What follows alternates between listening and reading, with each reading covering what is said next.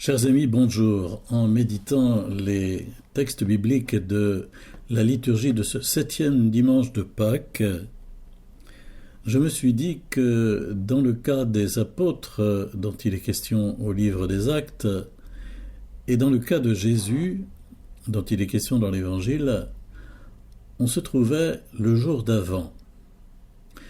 Le jour d'avant, pour Jésus, c'est celui de sa passion qui est toute proche maintenant. Nous sommes le jeudi saint et dans cette partie de l'évangile selon saint Jean du chapitre 13 au chapitre 17 où au fond nous avons de très nombreuses paroles de Jésus prononcées dans des moments d'adieu avec les disciples au cours du dernier repas, tout un ensemble où il y a pratiquement 200 paroles originales de Jésus par rapport aux évangiles synoptiques. C'est dire à quel point ces chapitres sont importants. Eh bien, ce jeudi saint, Jésus se confie aux disciples et il prie devant eux. Les chapitres 13, 14, 15, 16, 17 sont organisés de telle sorte qu'ils s'ouvrent avec le lavement des pieds et le commandement de l'amour, et il se termine au chapitre 17 par cette longue prière où Jésus supplie le Père en lui disant « Glorifie ton Fils ». En lisant ce passage, on est frappé par le fait que Jésus a une conscience très vive d'avoir terminé sa mission, du moins d'être sur le point de la terminer par l'acte rédempteur par excellence où il va donner sa vie sur la croix et qu'il l'a mené à bonne fin. Et il sait que maintenant, à travers la traversée de la mort, la résurrection puis l'exaltation, il va pouvoir envoyer l'Esprit Saint et ainsi communiquer la vie éternelle à tous ceux qui lui ont été donnés par le Père, c'est-à-dire à tous les hommes qui voudront bien ouvrir leur cœur pour recevoir cette vie éternelle. Alors Jésus supplie le Père de l'aider à mener à bonne fin maintenant sa mission qui s'achève et de le glorifier. Il dit « Père, l'heure est venue ». C'est l'heure de la passion. Il en a été question dès l'évangile de Cana. « Mon heure n'est pas encore venue ». Ici, Jésus dit « L'heure est venue ». Et il supplie le Père de le glorifier. « Glorifie ton Fils ». De le glorifier, c'est-à-dire de le ressusciter, au fond, de l'exalter, car Jésus maintenant va déposer sa vie, comme il l'a fait en déposant son vêtement en lavant les pieds de ses disciples. Il va déposer sa vie, et le Père va pouvoir en disposer, et le Père va la lui rendre, et en le ressuscitant. Et Jésus le demande, il prie pour sa résurrection. Il a une vive conscience de ce qui va se passer, et comment le Père va le ressusciter.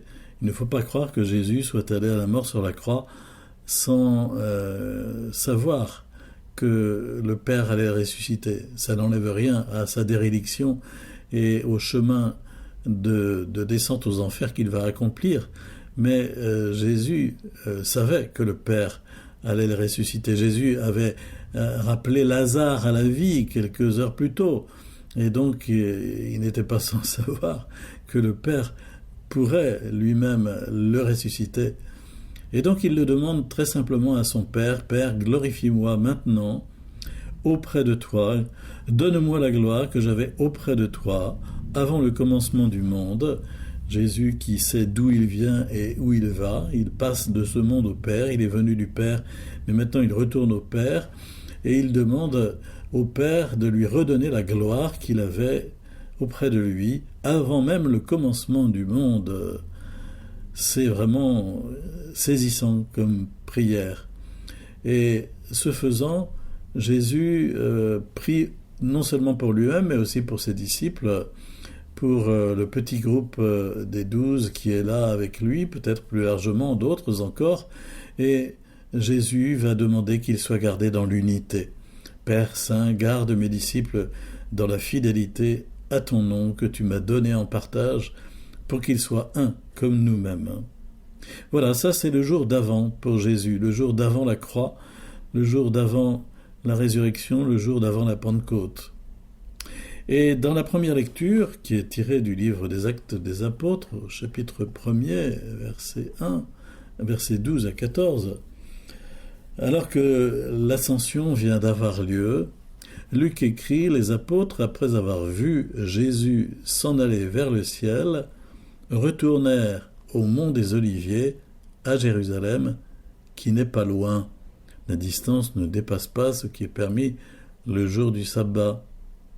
Et arrivés dans la ville, ils montèrent à l'étage de la maison, c'est là qu'ils se tenaient tous. Seulement, en fait, on s'aperçoit que on ne nous dit pas grand-chose de ce que vivent les disciples. On nous dit simplement au verset 14, d'un seul cœur, ils participaient fidèlement à la prière avec quelques femmes, dont Marie, mère de Jésus, et avec ses frères. Mais on ne nous dit pas grand-chose d'autre que cela, qu'ils ont participé à la prière. Pourtant, lorsqu'on va feuilleter le livre des Actes, on va s'apercevoir que il s'est passé un certain nombre de choses pendant ce temps, notamment, par exemple, la façon dont le successeur de Judas a été élu, ce sera Matthias, ce qui n'est pas rien pour compléter le collège des 12. Ils ont trouvé un remplaçant à Judas. Et puis, alors, cette longue supplication pour attendre ce que Jésus a promis, attendre la venue de l'Esprit. C'est attendez ce que le Père a promis, Acte chapitre 1, versets 4 et 5. On nous dit simplement qu'ils sont montés à l'étage de la maison et que là, ils restent en prière. Ils sont fidèlement assidus à la prière avec Marie, qui, elle, a toute une longueur d'avance parce que elle avait attendu l'Esprit Saint pour la conception de Jésus, et ici, ils attendent tous l'Esprit Saint pour la naissance de l'Église. C'est le jour d'avant pour les disciples. Le jour d'avant la Pentecôte, le jour d'avant la naissance de l'Église. Et on voit que l'Église naît d'une part dans un contexte communautaire et d'autre part dans un contexte de prière, et qu'elle ne peut naître que par l'envoi de l'Esprit Saint. Paul VI, dans sa lettre sur l'évangélisation, en 1975, disait « Il n'y aura jamais d'évangélisation possible sans l'action de l'Esprit Saint. » On peut dire que l'Esprit Saint est l'agent principal de l'évangélisation. Et donc, l'Église n'existe que pour évangéliser, et elle est mue et envoyée par le Saint-Esprit, à condition que nous le demandions dans la prière, et ce, dans un contexte communautaire. Voilà une petite méditation pour vivre cette semaine qui s'ouvre, qui va nous mener à la célébration de la Pentecôte, où les cultes vont pouvoir reprendre, si ce n'est déjà fait, et où nous pourrons célébrer l'Eucharistie en ce dimanche de Pentecôte. Alors, demandons l'Esprit Saint avec les apôtres qui étaient à l'étage de la maison.